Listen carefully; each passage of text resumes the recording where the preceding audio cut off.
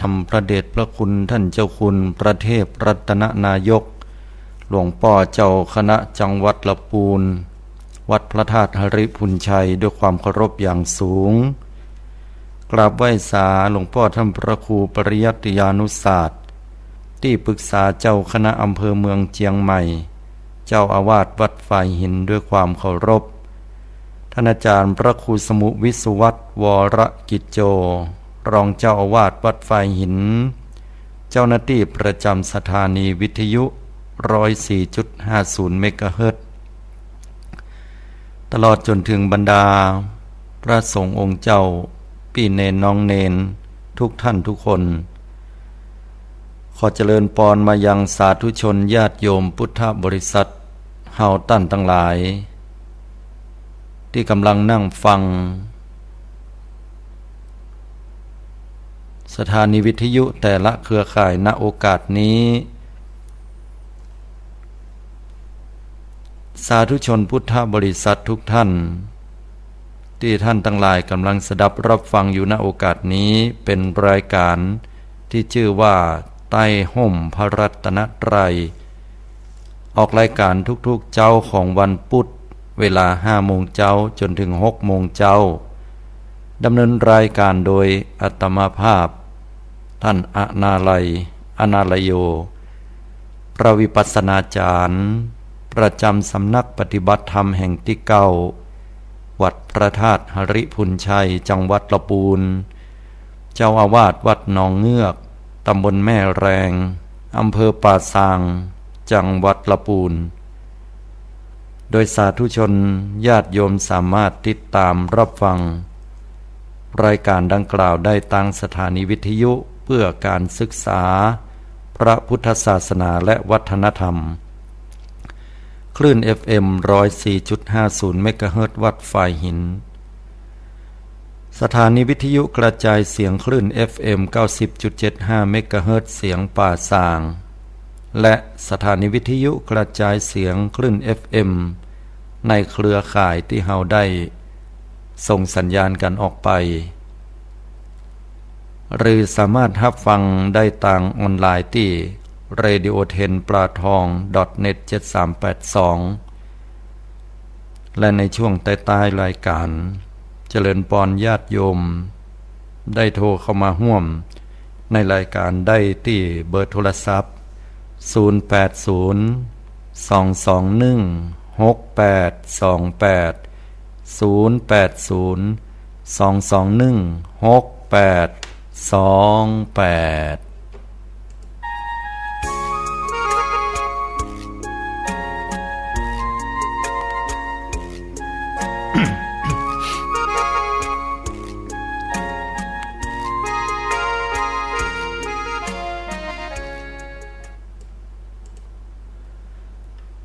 สาธุชนพุทธบริษัททุกท่าน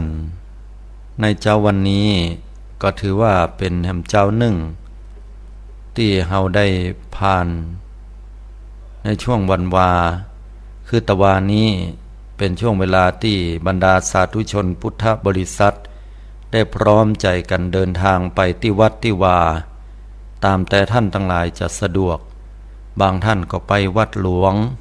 บางท่านก็ไปวัดราชบางท่านก็ไปวัดที่ใกล้ที่สุดตัวเก่านั้นได้เดินทางสะดวกเพื่อจะร่วมกันนั้นไปทำบุญสร้างกุศลบละเหียยังฮีดบรีดเหียยังทำนองกองประเพณีอันดีงามที่บรรดาบรรพบุรุษญาติพี่น้องคนเฒ่าคนแก่เปิ้นได้สร้างเป็นเนติแบบอย่างไว้ในฐานะที่เฮาตั้นทั้งหลายนั้นได้เป็นพุทธศาสนิกชนยอยกพระศาสนาให้เจริญรุ่งเรืองตะวานี้เป็นวันสำคัญในทางพระพุทธศาสนาแห่งวาระวันหนึ่งร่ำว่าเป็นวันอาสาฬหบูชาอาสาฬหบูชานั้นแปลตามศัพท์แปลว่าบูชาในวันเพ็ญเดือนอาสาฬหะซึ่งมีประวัติความเป็นมาที่ยาวนานตั้งแต่สมัยครั้งพุทธกาลที่องค์สมเด็จพระสัมมาสัมพุทธเจ้าพระองค์ท่านนั้นได้แสวงหาโมกขธรรม โดยที่พระองค์ได้เสด็จออกผนวดก็คือบวชเป็นนักบวชและก็แสวงหาสัจธรรมไปแต่ละที่แต่ละสำนักซึ่งเป็นสำนักนอกศาสนาของเฮาแต่ก็บ่สามารถค้นปะหาสัจธรรม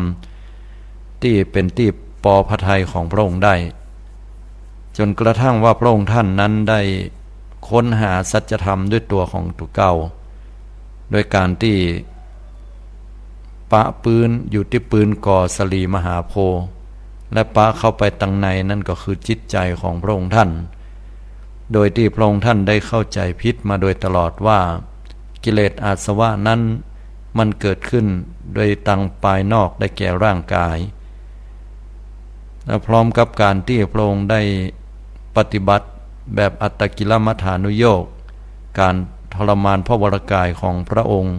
ตามหลักความเชื่อของหมู่พราหมณ์ทั้งหลายเหล่านั้น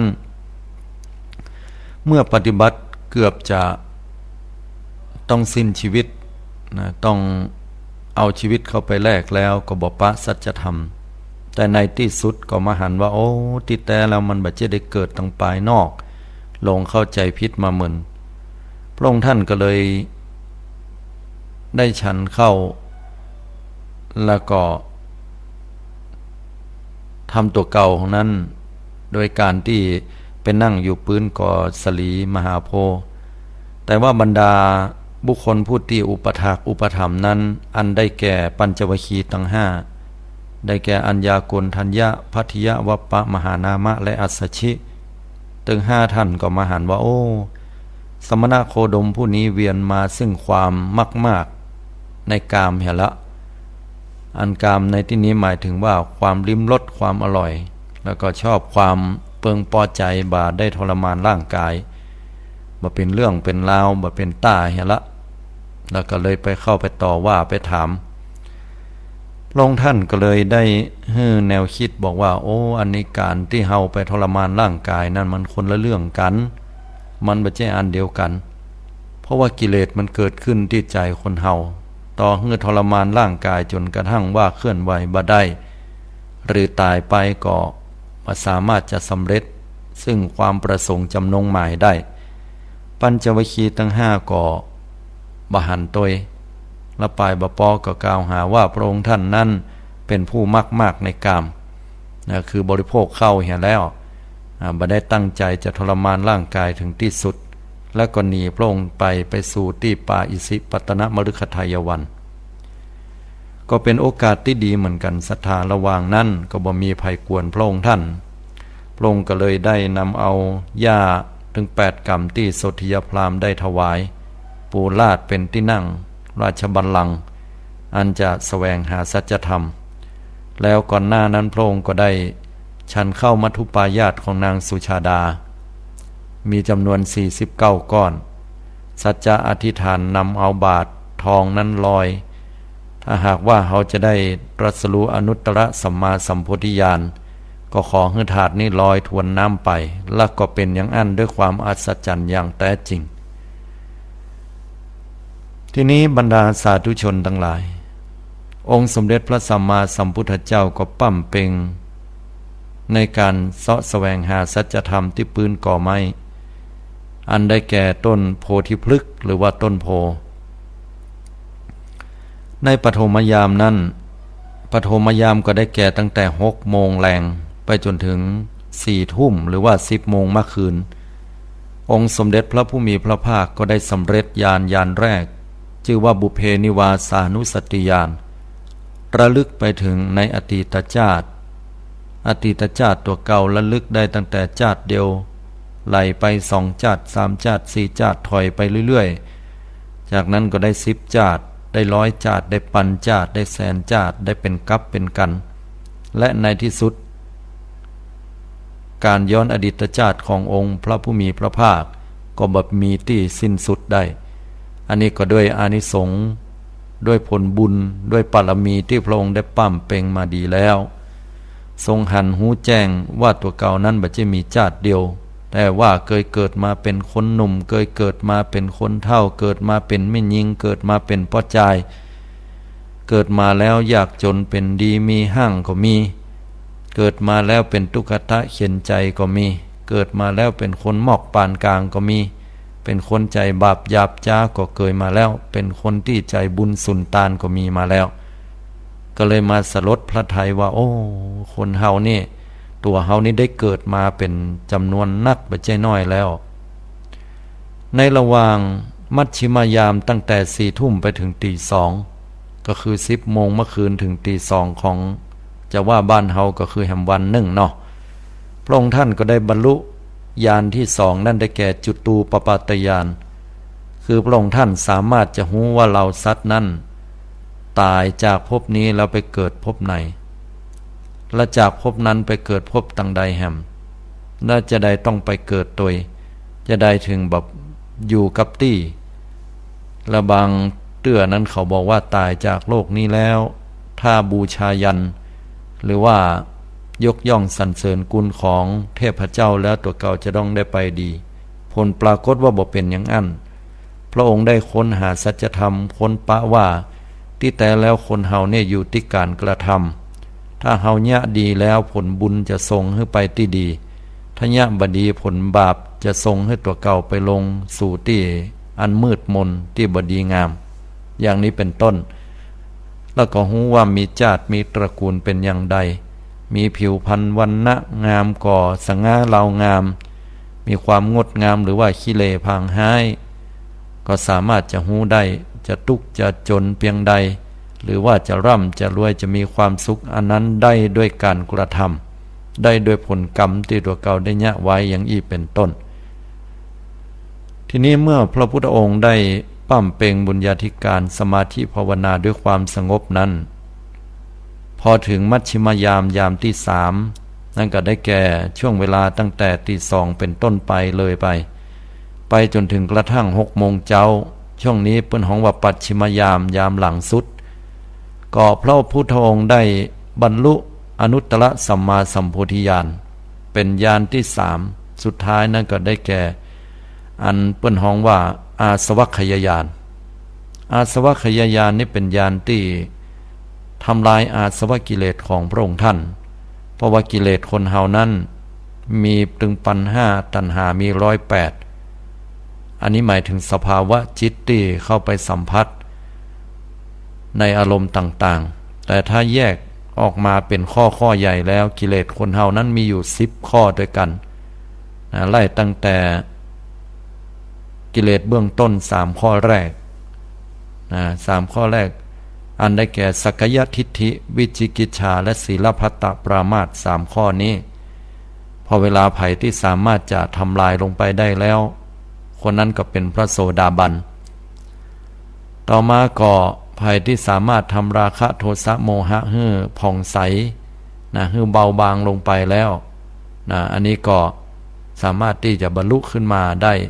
ซึ่งความเป็นพระสกทาคามีแต่ถ้าไผ่ที่ทำราคะโทสะโมหะเบาบางและยังบ่พอก็ยังสามารถที่จะทำลายความยึดมั่นในรูปราคะและอรูปราคะได้ในส่วนของขออภัยตัวในส่วนของกามราคะปฏิฆะได้ก็สามารถที่จะเป็นพระอนาคามี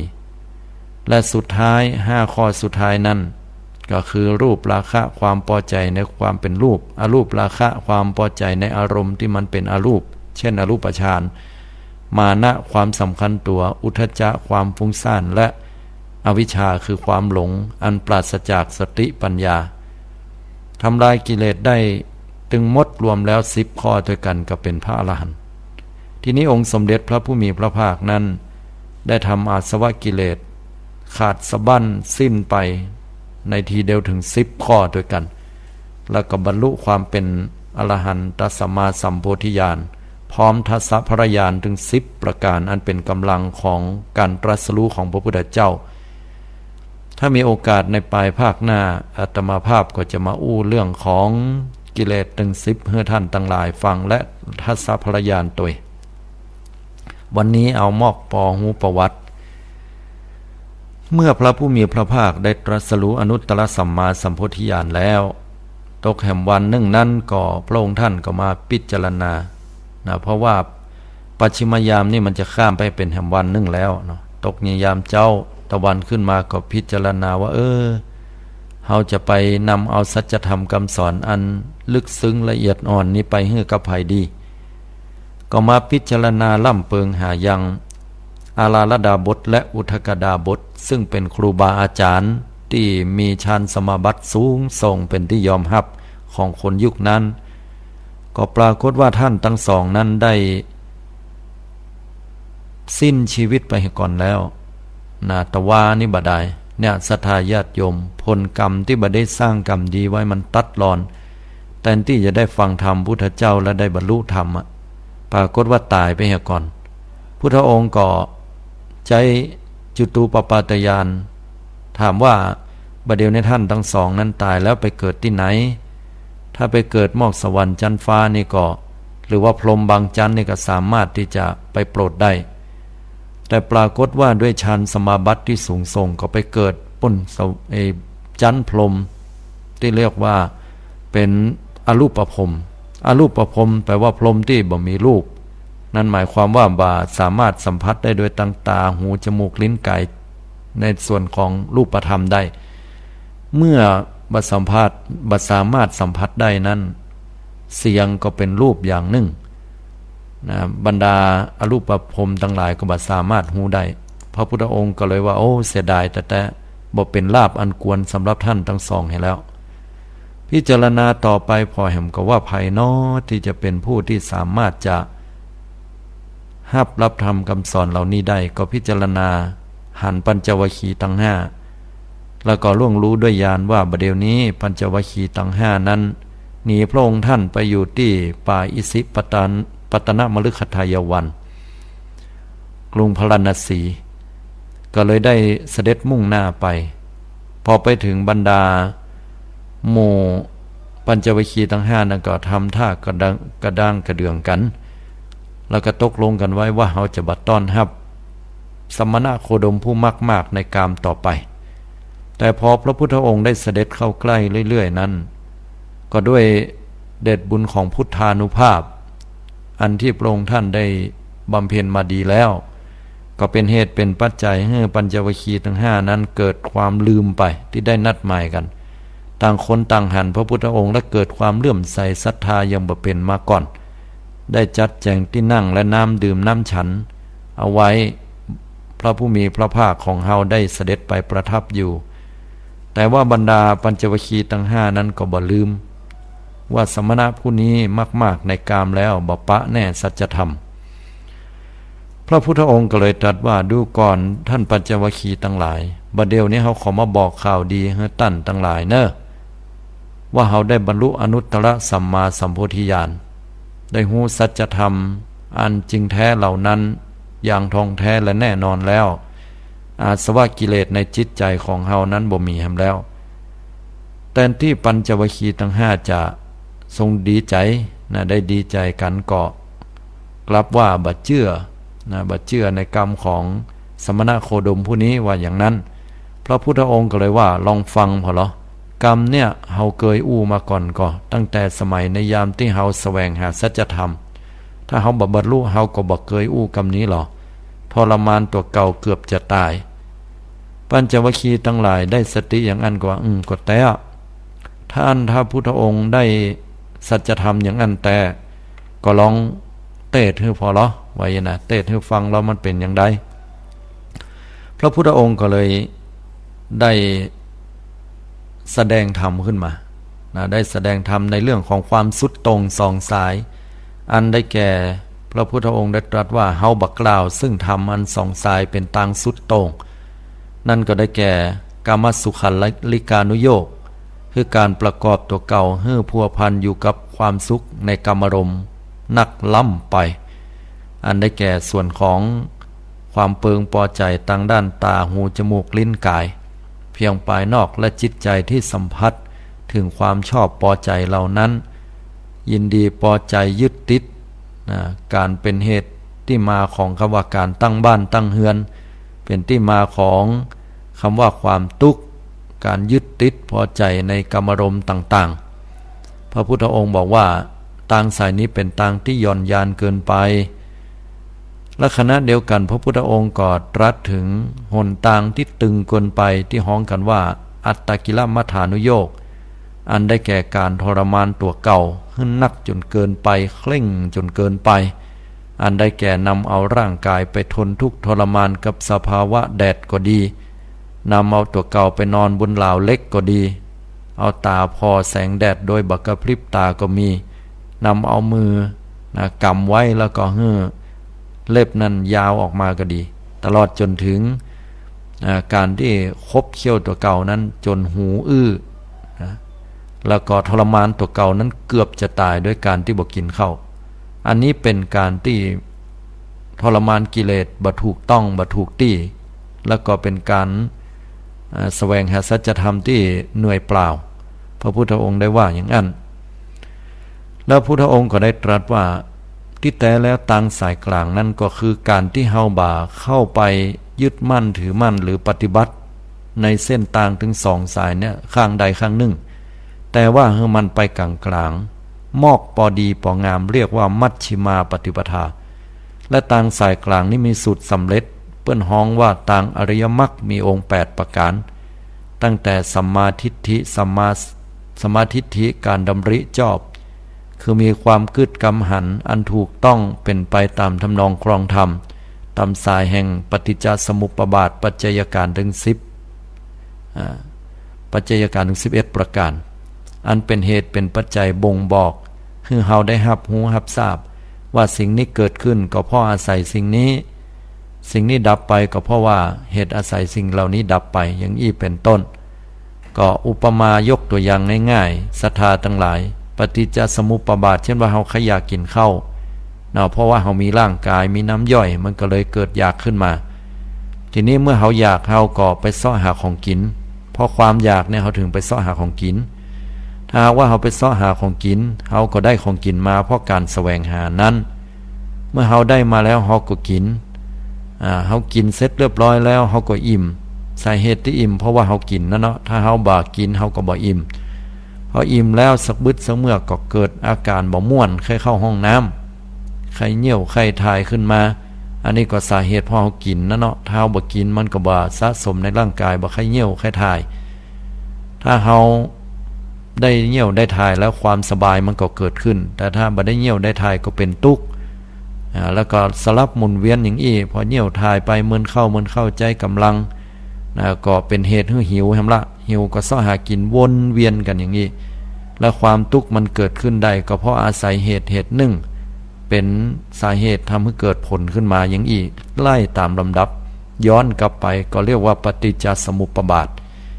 ทีนี้พระพุทธองค์ได้แสดงอย่างนี้ว่าต่างสายกลาง1สัมมาทิฏฐิ2สัมมาสังกัปปะดำริชอบ3สัมมาวาจาเจรจาชอบ4สัมมากัมมันตะการงานชอบ5สัมมาอาชีวะประกอบชีพชอบ6สัมมาวายามะพยายามชอบ7สัมมาสติระลึกชอบในสติปัฏฐานทั้ง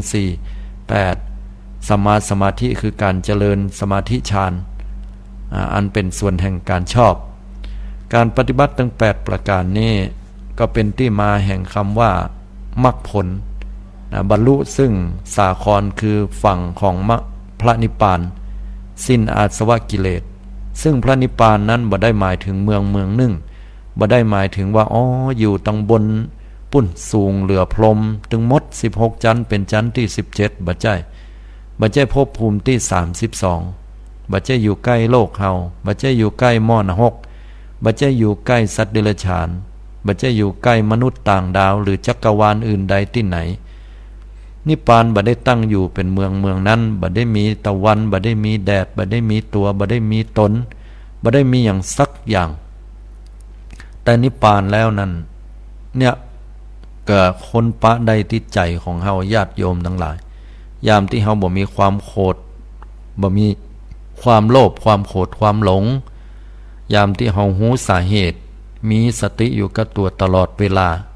เมื่อมีสติอยู่กับตัวเก่าตลอดเวลาอกุศลย่อมมาเกิดขึ้นเพราะสติเป็นกุศลจิต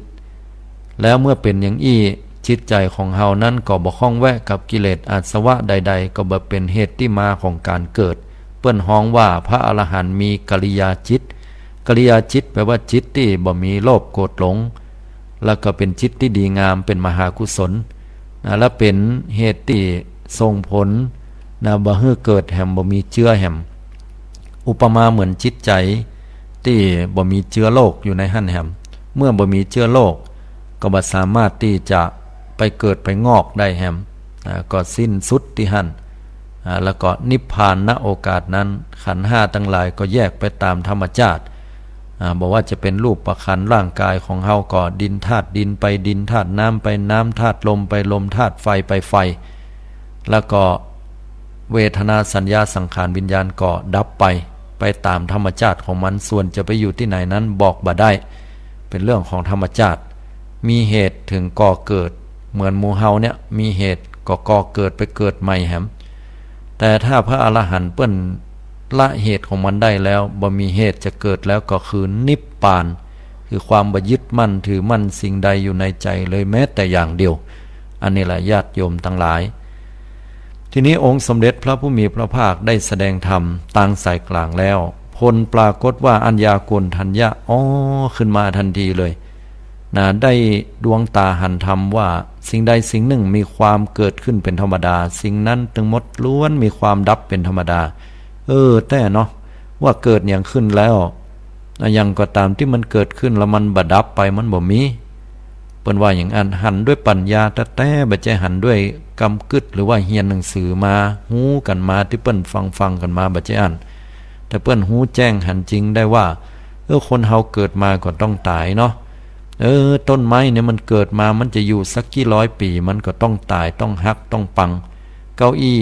โต๊ะบ้านซึ่งบ่มีจิตบ่มีใจคลองต่อให้เฮาจะสร้างมันงามป่านใดณเวลาหนึ่งมันก็ต้องพังต้องผุต้องล่มสลายไปเป็นธรรมดาบ่มีอะไรยังจะเที่ยงแต่แน่นอนตะวันขึ้นแล้วยังมีตกเดือนขึ้นแล้วก็ยังมีหาย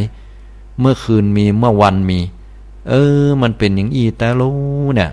เราสัตว์ทั้งหลายลงคิดว่าตัวเก่านั้นเที่ยงแต่แน่นอนบ่มีอย่างจีรังยั่งยืนในที่สุดบรรลุความเป็นพระโสดาบันแล้วพระพุทธองค์ได้เปล่งว่าอัญญาโกณฑัญญะหันแล้วเนาะอัญญาสิวัตโพโกณฑัญโยเนี่ยอย่างกรรมเนี่ยนะพุทธองค์ได้อุทานขึ้นมาสำเร็จแล้วดีใจนะพระองค์ได้โสมนัสดีใจว่าสำเร็จแล้วอัญญาโกณฑัญญะได้หันหูแจ้งหันจริงเหมือนที่เราได้หันละก็เป็นการประกาศว่ามีสาวกเนาะแม้ว่ายังจะบ่ได้บวชเตื้อกันแล้วก็ตามแต่เมื่อหันสัจธรรมอย่างอีกก็ถือว่าเป็นทรงสาวกของพระพุทธเจ้าได้ในขณะเดียวกันอัญญาโกณฑัญญะก็ได้ขอบวชในพุทธศาสนาก็ถือว่ามีพระรัตนตรัยคือพระพุทธพระธรรมพระสงฆ์ครบในวันอาสาฬหบูชาเมื่อคราวครั้งนั้นแล้วก็มาถึงในปีนี้ก็เป็นเมื่อตวาเนาะตวานี้ก็ถือว่าเป็นอาสาฬหบูชาศรัทธาญาติโยมทั้งหลายจากนั้นปัญจวัคคีย์ทั้งห้านั้นก็ฟังปกิณกธรรมเรียบร้อยแล้วขอบวชในที่สุดพระพุทธองค์ก็แสดงธรรมในส่วนของอริยสัจสี่ประการก็ให้ท่านทั้งหลายเหล่านั้นได้บรรลุความเป็นพระอรหันต์แต่ละตนตามลำดับไปก็ถือว่าเป็นวันที่เรามาระลึกล่ำเปิงถึงการที่เรามีพระรัตนะครบ3ประการเมื่อตะวานี้ที่นี่ศรัทธาญาติโยมตะวานี้ก็ก่อนหน้าวันหนึ่งก็ปากันห่อกันดาในฐานะที่เราเป็นพุทธศาสนิกชนปากันแปลงขนมจอกปากันห่อนึ่งยังวัดในหูเลยขนมจอกกับห่อนึ่งนี้นักญาติโยมทั้งหลายก็ดูตั้งฉันดูตั้งบริโภคเหลือจากนั้นก็ฮื้อขยมพ่องฮื้อญาติฮื้อโยมเอาไปทำอาหารกันก็มีแล้วก็บ่ใช่แค่เป็นห่อนึ่งเป็นขนมจอกมีน้ำดื่มมีขนมข้าวต้มมีนมมีอาหารอื่นแฮมจัดนักมากมายบางวัดนี่ฉันบ่เสี่ยงกันต้องแปลสภาพญาติโยมพ่องปันญาติปันโยมไปต้องทำอัปโลกนกรรมแบ่งสรรปันส่วนไปอนุญาตปงปันเอาละไว้แล้วก็เน่าก็บูดอันไหนที่เป็นของแห้งก็เก็บไว้ได้ก็เก็บเป็นม่าปลากระป๋องพ่องอย่างพ่องเพื่อทุกเจ้าก็จะได้เอาไปบริจาคให้กับคนบนดอยหรือว่าร่วมกิจกรรมอื่นใด หรือว่าเอาเก็บไว้ถ้าเวลาฝนตกแล้วบิณฑบาตบ่ได้ก็ให้โยมมาทำอาหารถวายอย่างอีกก็มีแต่ว่านี่เฮาไปร่วมกันที่วัดเนาะไปล่ำเปิงกันไปกินไปตาลบางวัดนั้นก็มีการปฏิบัติธรรมนะก็น่ายกย่องเหลือเกินเนาะมีการปฏิบัติธรรมเพื่อเป็นการระลึกถึงกุลของพระรัตนตรัยโดยเฉพาะเป็นวันของพระสงฆ์เปิ้นฮ้องว่าวันอาสาฬหบูชาจากนั้นก็เมื่อคืนก็มีการเวียนเทียนรอบพระธาตุรอบอุโบสถแต่ละวัดก็มีแล้วก็ร่ำเพึงถึงกุลของพระรัตนตรัยร่วมกันละปากันได้สมาทานเบญจศีลคือศีลห้าทำวัดสวดมนต์สวดโยโกฮ้องทำสมาธิภาวนาแล้วก็ปิกปอกบ้านกันไปอันนี้ตะวานี่เป็นวันอาสาฬหบูชา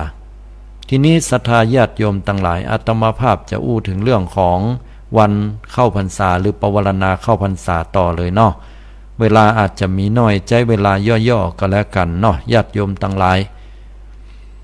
ปวารณาเข้าพรรษานะมันเกิดขึ้นหลังจากที่เป็นวันแฮม1 ค่ำก็คือวันเนี้ยวันแฮม1 ค่ำเดือน8ของไทยหรือว่าเป็นเดือน10นะหรือว่าเป็นเดือน10ของเมืองเฮาอันนี้ก็เป็นวันแฮมบรรดาพระสงฆ์องค์เจ้าทั้งหลายนี่จะมาสมาทานปวารณาเข้าวาสากันนะอธิษฐานไว้นะแต่ละที่อันนี้มีประวัติความเป็นมาเหมือนกันเพิ่นบอกไว้ว่าวัน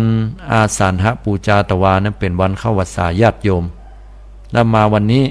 วันแฮม1 ค่ำนี้เป็นวันเข้าวาสาอธิษฐานของทุเจ้านะประวัติเรื่องราวก็สืบเนื่องมาตั้งแต่สมัยครั้งพุทธกาลเมื่อพระพุทธองค์ได้เผยแผ่หลักธรรมคำสอนใหม่ๆช่วงปีแรกๆนั้นก็บ่มีการจำพรรษาบรรดาพระสงฆ์องค์เจ้าสมัยตะก่อนเพิ่นบ่ได้อยู่เป็นวัดวาเป็นหลักเป็นแหล่งแบบนี้เพราะว่าพระพุทธองค์ให้เผยแผ่หลักคำสอนทุเจ้าก็ปากันเอากฎเหียสปายบาทเหียแล้วก็มีอัฐบริขาร8 บรรณักจีวรเปิ้นก็มีแห่ผืน1สบงผืน1ผ้าสังคติผืน1ก็ไปละสบายบ่มีธุระบ่มีสิ่งใดที่จะต้องเป็นเครื่องปริโภทความกังวลใจและเอาป่าเหี่ยวป่าจ้าโคนไม้พ่องที่แจ้งพ่องที่มุงที่บังอื่นใดที่บ่เบียดเบียนโยมถูกต้องตามหลักคำสอนพระธรรมวินัยพ่องเป็นที่พักที่อาศัยเสร็จจากนั้นแล้วผลปรากฏว่าในช่วงฤดูฝนนะที่พลฮ้องว่าวัดสาเนี่ยแปลว่าฝนก็ปรากฏว่าแม้แต่เดรัจฉีนักบวชนอกศาสนาก็หาที่พักกันนกในนกหนูก็ปากันสร้างหังแปลงบรรดาตุเจ้าเจ้าพุทธของเฮาเนี่ยก็ปากันย่ำเข้าก้าของญาติของโยมเสียหายญาติเนี่ยญาติโยมก็เดือดร้อนวุ่นวายก็ว่าสมณะหมู่นี้อย่างมาบัดสำรวมระวังพอเดรัจฉีตั้งหลายหมู่นักบวชนอกศาสนาก็ดีก็ยังปากันอยู่จำวัดสาแม้แต่นกหนูในต่างๆก็ยังแปลงหังอยู่เมื่อเป็นอย่างอี้พระพุทธองค์ได้รับหูรับทราบพระองค์ท่านก็ได้ทำการบัญญัติสิกขาบทให้ภิกษุทั้งหลายนั้นอยู่จำวัดสาทุกเจ้าทั้งหลายก็เลยได้อยู่จำวัดสาหั่นเป็นระยะเวลา3 เดือนด้วยกันก็คืออธิษฐานว่าจะอยู่จำวัดสาที่ใดที่หนึ่งโดยที่บ่ไปที่อื่นเลยเป็นเวลาอยู่3 เดือนเว้นไว้แต่มีความจำเป็นแต่ยกตัวอย่างเช่นว่า1ไปเพื่อการแสดงธรรม2ไปเพื่อว่าเปื้อนสหพรหมจารีให้สิกขาลาเพศ3ไปเพราะว่าหนีภัยบอกว่าน้ำท่วมบอกว่าสัตว์หายสมัยตะก่อนนะเนาะมีสัตว์หายตัวแล้วก็ไปนะสำหรับเพื่อกิจอื่นใดที่มีความจำเป็นอย่างที่สุดอันนั้นไปได้แต่อยู่ดีกินได้แค่ไปหั่นไปนี่ไปแอวอันนี้บ่ได้แม้แต่บ่เดียวก็เหมือนกันญาติโยมทั้งหลายถ้าทุเจ้าเปิ้นไปหั่นไปนี่นะไปเพื่อญาติโยมเปิ้นนิมนต์ก็ดีไปเพื่อการเผยแผ่ธรรมะอันนี้ก็อนุโลมอนุเคราะห์ไปได้แต่เปิ้นก็มีกฎของเปิ้นอยู่นั่นก็ได้แก่ในเรื่องของจะต้องทำการสัตตาหกรณียังไปซึ่งมีอยู่ในบทหนังสือถ้าหากว่ามีการกล่าวกันว่ามีหลายตนก็ต้องบอกเป็นภาษาบาลีบางที่ก็บอกเป็นภาษาไทยแต่ถ้าหากว่าอยู่ตนเดียวนั้นบ่สามารถจะบอกภัยไปได้ก็เปิ้นฮื้อพอ หลังคาหรือว่ากุฏิของตัวเก่าที่อยู่ที่อาศัยนะแล้วก็เกิดทำความอาลัยไว้ว่าจะปิกมาภายใน3 วันขออภัยจะปิกมาภายใน7 วันด้วยกันอันนี้ก็เรียกว่าการสัตตหะตามพระธรรมวินัยอย่างนั้นทีนี้ในระหว่างเนี่ยบรรดาพระสงฆ์องค์เจ้าเพิ่นก็อยู่จำพรรษาจนถึงเสร็จเรียบร้อยปุ้นประมาณว่าเดือนเกียงถ้าเป็นบ้านเฮาก็เดือนเกียงนะแล้วเลยลงไปก็ไปจนถึงปุ้นเดือนเกียงนะเดือนเกียง15 ค่ำนะแล้วก็หลังจากนั้นแฮมค่ำหนึ่งก็เป็นเทศกาลของกฐินไปจนถึงลอยกระทง15 ค่ำเดือนยี่เนาะอันนั้นเป็นช่วงเทศกาลของการทำบุญนะการกลานกฐินอันนั้นก็ว่าแห่งกรรมหนึ่งทีนี้ระหว่าง3 เดือนเนี่ยบรรดาพระสงฆ์องค์เจ้าก็ได้อยู่จำพรรษาก็เป็นโอกาสให้ญาติโยมพุทธบริษัททั้งหลายนั้นได้มาร่วมกันสร้างบุญกุศลได้หูจักได้ปะตุเจ้ามาอยู่วัดวาอารามเฮานะยุคสมัยบาเดียวก็เหมือนกันได้อยู่วัดอยู่วาและศรัทธาก็ได้ครุอุปถากบำรุงกันวัดบางวัดนั้นตุเจ้ามีน้อยลงสมัยก่อนมี7-80 ตนรวมถึงเนนมีเป็น50 ปุ่นปีน้อยปีนานมีนักสมัยตะก่อนปอน้อยปอนานมีหลายบาเดียวโล่งไปติ๊กๆน้อยลงบ่ใครมีแล้วอย่างวัดอาตมาภาพนี่มี4 ตนต้องไปขอนิมนต์เปิ้นมาแห่มตนเนื่องจากในหัวในเวียงให้ครบ5 ตนเพื่อรอที่จะรับอานิสงส์แห่งกฐินทานอย่างนี้เป็นต้นแล้วก็บรรดาพระสงฆ์องค์เนนของบาเขียมก็หายากซ้อหากันแต่ละตี้บางวัดก็มีตนเดียวบางวัดก็มี2 ตนบางวัดบ่มีสักตนเลยก็มีอันนี้ก็ศรัทธาญาติโยมก็หน้าแห้งกันเพราะว่าบ่ฮู้จะไปทำบุญกับที่ไหนวัดตัวเก่ามีแต่บ่ได้ทำบุญเตื้อก็ต้องไปขอนิมนต์มาเป็นเตื้อบ่ได้มาจำพรรษาก็ขออย่างน้อยได้มาเป็นตนบุญได้ฮื้อตานอีกก็มีทีนี้อู้ถึงว่าญาติโยมในช่วงเข้าพรรษาโยมก็ปากันนำเอาเข้าจังหันมาทำบุญกันในวันศีลวันพระแล้วก็ร่วมกันปฏิบัติธรรมก็มีบรรดาอุบาสกอุบาสิกาคนเฒ่าคนแก่นอนวัดนอนวานอนวัดนอนวานำเอาผ้าปกมารับตาภาวนาสวดกรรมฐานกันก็เป็นที่น่าอนุโมทนาอย่างนักแล้วก็ปฏิบัติกันไปจนถึงออกพรรษาบางวัดบางวาคนเฒ่าก็นอนกันไปแห่มเดือนหนึ่ง4 ศีลบ่ได้ไปออกกันปุ้นช่วงเทศกาลลอยกระทงวันลอยกระทงนั้นเป็นวันสุดท้ายสำหรับกฐินทานเลยจากหั่นระบ่ฮ้องกฐินละทำไปก็เป็นกฐินเดาะบ่ถูกตามบรมพุทธานุญาตแล้วอันนี้ก็จะอู้กันในโอกาสต่อไปสาธุชนพุทธบริษัททั้งหลายเวลามีน้อยเนาะที่จริงเรื่องราวมียาวแต่ว่ามาอู้ให้สั้นๆได้ฟังนะก็เจริญปอนญาติโยมเนิ่มประเดี๋ยวนี้ก็เป็นเวลาอันควรแล้วเนาะเปิดโอกาสให้ญาติให้โยมได้โทรศัพท์กันเข้ามาร่วมในรายการได้นะมาตักมาตายมาอู้มาจ่าว่าตะวานั้นไปตังใดพ้องนะได้ปากันไปตังใดพ้องจาไปทำบุญที่ไหนพ้องนะแล้วก็ในช่วงเข้าพรรษานี้อธิษฐานงดเหล้าเข้าพรรษากันพ้องกอนะตั้งอกตั้งใจจะทำอย่างพ้องโทรเข้ามาได้นะโยม0802216828โยมสามารถโทรเข้ามากันได้ที่เบอร์โทรศัพท์0802216828โทรเข้ามากันได้ณโอกาสยามนี้ก็เป็นที่น่าอนุโมทนาบุญกินบุญตานของญาติของโยมที่ได้ทำร่วมกันไว้เนาะโอกาสนี้ก็เจริญพรได้เน้อโทรกันเข้ามาก็วันก่อนนั้นก็ช่วงที่ถวายตาลเตียนก็มีญาติโยมพุทธบริษัทที่ฟังรายการของอาตมาภาพอยู่นั่นก็ได้มีกุศลเจตนาอันดีงามก็ได้เดินทางเข้ามาที่วัดแล้วก็มาร่วมกินร่วมตาลถวายเตียนไว้ตัวก็ขออนุโมทนาสาธุการกับคุณโยมโทรเข้ามาละ4981เจริญปอนโยมเสียงดังๆแหมน้อยได้ก็โยมฟังอยู่เอาจากอำเภอแม่วางเจ้าจากอำเภอแม่วางเนาะเจ้ามันไม่สอนจ้ะฟังชัดเจนดีเจ้าชัดเจนดีเจ้าแต่ว่าไปท ำบุญที่ไหนตังใดพ่องจากับพายมแม่กับพายวัดตะข้าวเจ้าวัดไม้สวรรค์นะเจ้าแล้วก็ทำตอนบ่ายตอนเมื่อคืนไปเวียนเทียนเจ้าเมื่อคืนไปเวียนเทียนกันตัวเจ้ามีความสุขเนาะได้บุญได้กุศลเต็มเปี่ยมกันได้ไหว้สาธุอนุโมทนาสาธุเนอเจ้าไหว้สาเจ้ามาอูจาเฮียน้อยละไปละ อนุโมทนาที่ได้โทรเข้ามาในโยมเนอบุญกินบุญตานเป็นบุญที่ยิ่งใหญ่เนาะญาติโยมทั้งหลายโทรเข้ามาเนาะภัยที่ฟังอยู่ตั้งใดพ่องมามาจากันบัตรวานี้ไปตั้งใดพ่องได้นำเอาข้าวน้ำกำกินไปทำบุญกันตั้งใดอยู่ตั้งใดพ่องศรัทธาหลายกันหน่อยอย่างอาตมาภาพอยู่ที่วัดหนองเงือกนี่มีศรัทธาถึง500กว่าหลังคาเงินน้อยๆเนี่ยนะ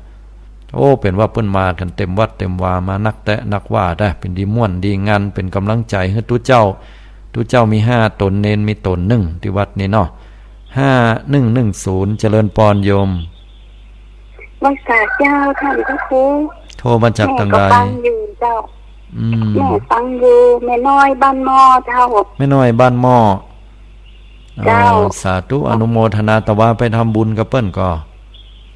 ตะว่าแม่อิ่มบุญขนาดเนี่ยไป3 รอบเจ้าไป3 รอบเกินไปอย่างพุ่นลำเหลือเมื่อเจ้าก็ไปตักบาตรการขันเข้ามันตอนก็ไปฟังธรรมมะเร็งก็ไปทำวัดเย็นรวดเวียนเทียนโดยเจ้าสาธุอนุโมทนาบุญนะโยมเนอเจ้าท่านพระครูเจ้าท่านวันที่9แม่ก่อนไปเวียนตามเตียนแล้วก็แม่หันรายชื่อว่าวัดหันที่คุณชัยแม่ก็ถ้าจะได้ไปวัดโดยเจ้าอนุโมทนาการเตียนเข้าวัดเนี่ยเจ้าการเตียนเข้าวัดในวันที่มันเป็นวันนั้นเป็นวันที่วันอะไรอย่างโยมวันที่20เป็นวันเสาร์เจ้าถ้าเสาร์นี้อาตมาภาพอยู่ประจำที่สำนักปฏิบัติธรรมหั่นล่ะจะอยู่ไปด้านหลังของพระธาตุธริพุนชัยที่พระเจ้าตันใจนั่นเนโยมเนสำนักมันจะอยู่ใกล้หั่นไปกันได้ไปทั่วกันก็เข้าวัดเนี่ยก็ถ้ามีเวลาก็แวะเข้าไปเนโยมเนแต่อย่างใดก็ได้ไปที่วัดพระธาตุธริพุนชัยแล้วก็ขออนุโมทนาสาธุตัวเนาะเจ้าไหว้สาเจ้าเจริญพรสาธุเจ้าไหว้สาเจ้าอันนี้เพิ่นได้บอกว่าจะได้ไปตานทำบุญถวายเตียนเข้าวัดสาเนาะสามารถทำได้ในช่วงนี้ทำได้เลยเนาะไปเก้าวัดโดยกันวัดใดก็ได้พอไม่ออกสถานถ้าเปิ้นได้กำหนดมาเป็นวัดก็ดีละเนาะตามกำหนดการของเปิ้นหรือว่าเขาจะซุ่มเอาก็ได้นะออกบ้านไปวัดไหนที่เปิ้นมีไปเข้าไปเตือตุเจ้าบ่อยู่ก็แล้วไปเตือตุเจ้าอยู่ได้มาตานสักหลังเตื้อหูจักกับเจ้าอาวาสเปิ้นก็โทรศัพท์ไปเฮียก่อนพระคุณเจ้าโทรหาเปิ้นทุปี้ทุป้อหลวงพ่อตุลุงอยู่วัดก่อจ้าถ้าอยู่เนี่ยข้าเจ้าก็ดีกับผมก็ดีจะเข้าไปตานเตียนก็บอกเปิ้นอีกก็ได้เนาะญาติโยมสาธุชนพุทธบริษัททุกท่านยังโทรมาได้เนาะ0802216828 โทรกันเข้ามาได้เนาะอนุโมทนาบุญกินบุญตานวันก่อนนั้นก็มีคุณโยมยอดกุมารชื่อเปิ้นนะเพราะว่าเปิ้นเป็นพี่น้องที่มีเชื้อสายไปทางแขกเนาะทางอินเดียเปิ้นก็มากินมาตานที่นี่พร้อมภริยาของเปิ้นฟังรายการวิทยุอยู่เปิ้นก็มีเจตนาอยากจะมาทำบุญสร้างกุศลตานเตียนก็ขออนุโมทนาบุญกินบุญตานไว้ณที่นี่ตัวเนาะเปิ้นว่าปะกันทางวิทยุแห่งกรรมได้ฟังไว้นะประเด็นนี้ก็คงฟังอยู่ญาติโยมสาธุชนทั้งหลายแห่งบึ้นนะก็ปะกันที่รายการมองข่าวสารผ่านแสงธรรมช่วงเวลา 20:30 ถึง 4:00 น.ยามเมื่อค่ำคืนนี้รายการดังกล่าวก็จะได้มาจัดให้ญาติโยมได้สดับรับฟังกัน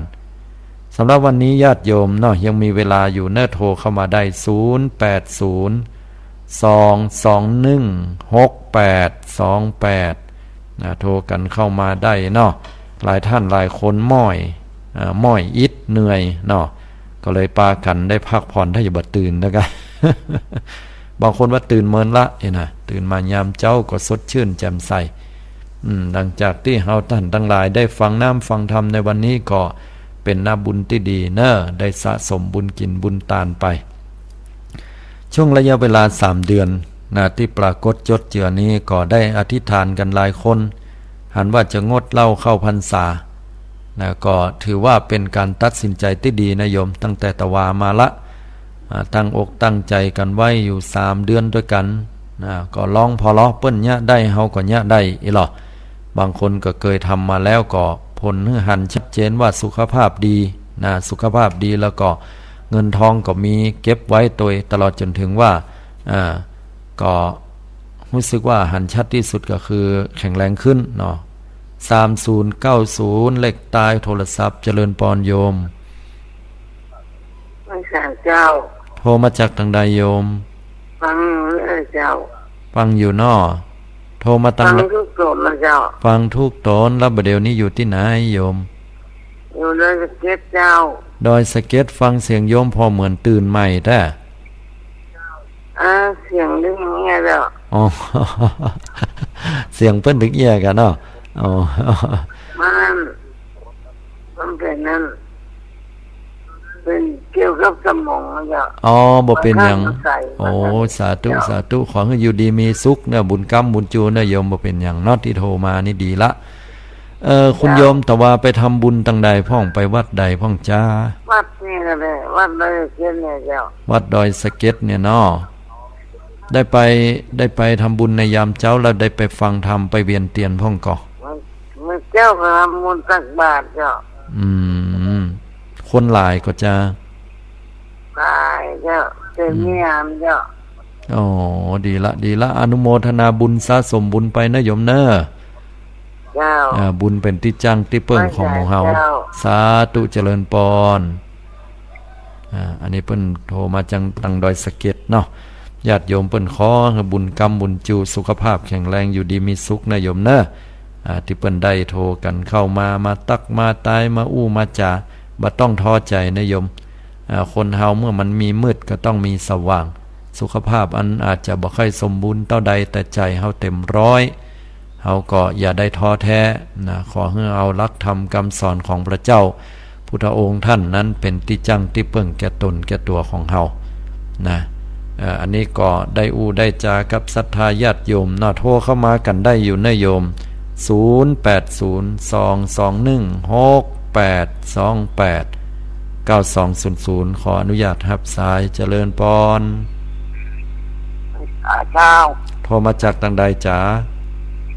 บ้านบ้านเราสันปิงจ้ะบ้านเราสันปิงตะวานี่ไปทำบุญก่อโยมไปกันจ้ะตะวานี่แหมนอนก็ไปทั้งทำเล่นก็ไปเปลี่ยนเตียนแล้วเปิ้นเต้ทำเรื่องอย่างโยมปีนี้เรื่องผมมาเนาะผมมาดีละอนุโมทนาม่วนแต่ไอ้ตุขตานะมันไปทางใดไผก็จังหัวมันแต่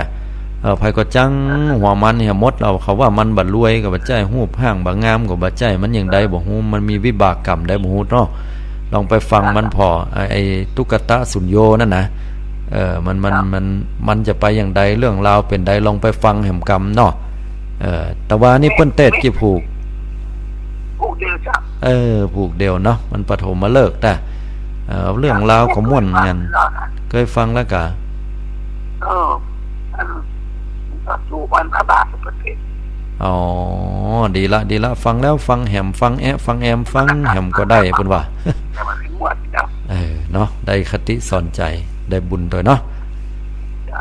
โชคดีนะอนุโมทนานะโยมเนอะสาธุอันนี้ตั้งเราสันปิงพี่น้องศรัทธาโอ้โทรมา1สายตะกี้บ่ได้รับเพราะว่าสายซ้อนกันโยมเดี๋ยวโทรเข้ามาใหม่กำ1เนาะโทรเข้ามาแหมกำ1ก็ได้เนอะโยมเนอะจะได้ถามไถ่จาปราศัยกันเนาะพี่น้องศรัทธาญาติโยมทั้งหลายเพิ่นได้โทรกันเข้ามาก็ขออนุโมทนาเป็นกำลังอกกำลังใจกันอยู่ที่นี่เนาะวันนี้ได้โวยไปหน่อยแต่แล้วก็ข้อมูลมันหลายได้ย่อ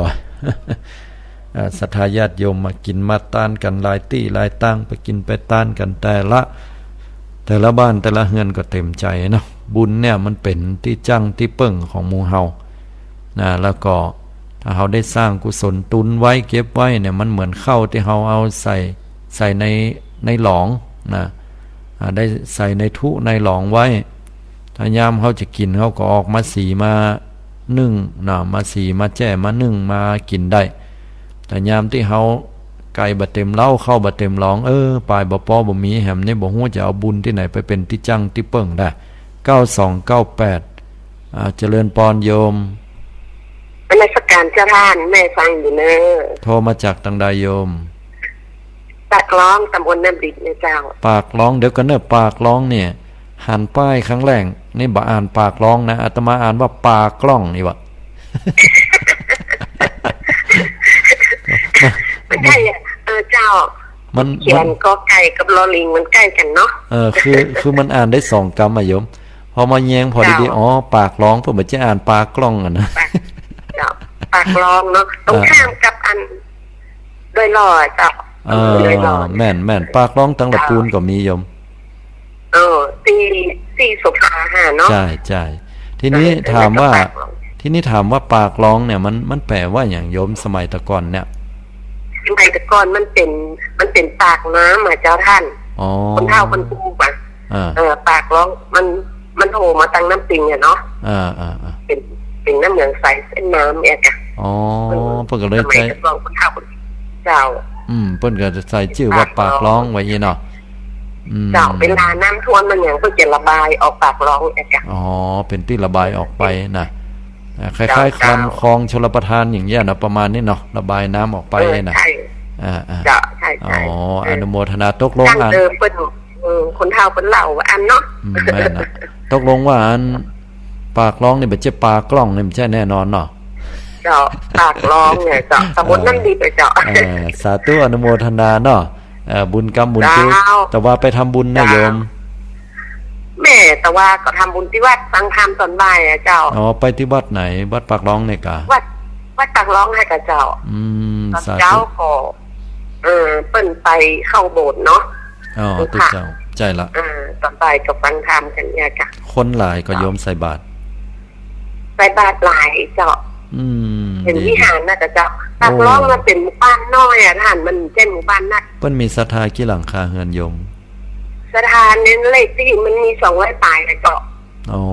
บ่เป็นหยังเน้อ200ปลายก็ดีละโยมดีละบางบ้านก็ยังบ่ถึง100แหมซ้ำดีละอนุโมทนาเน้อสาธุเจ้าเจริญพรพี่น้องศรัทธาจากปากร้องเพิ่นโทรมาดีใจเนาะแต่พ่องเล่นพ่องได้ศรัทธาญาติโยมมกม่วนเนาะจะได้ให้ก็เป็นนาบุญด้วยกันเนาะที่ได้กินได้ทานร่วมกันพอเวลาไปหมละจะได้ปิกปอกไปหมละกะหาม่วนแต่เนี่ยศรัทธาญาติโยมอันเวลาวารีไม่คอยใครเรือเมล์และรถไฟมันก็ไปตามเวลาโอและอึดอาจมักจะพลาดปรารถนาชวดแล้วจะโศกาอนิจจาเราช้าไปหมดเวลาลงเห็นแล้วศรัทธาญาติโยมทั้งหลายเอาเป็นว่าบึดเฮามาปากันแห่งกรรมนึ่งนอในช่วงเวลา20:00 นถึง 4:00 นในรายการมองข่าวสารผ่านแสงธรรมจะได้ฟังเกี่ยวกับเรื่องราวข่าวสารต่างๆแล้วเอาธรรมะเนี่ยเข้าไปพิจารณาเนาะฉะนั้นศรัทธาญาติโยมก็ติดตามตามตัวกันได้เมื่อค่ำคืนนี้นะญาติโยม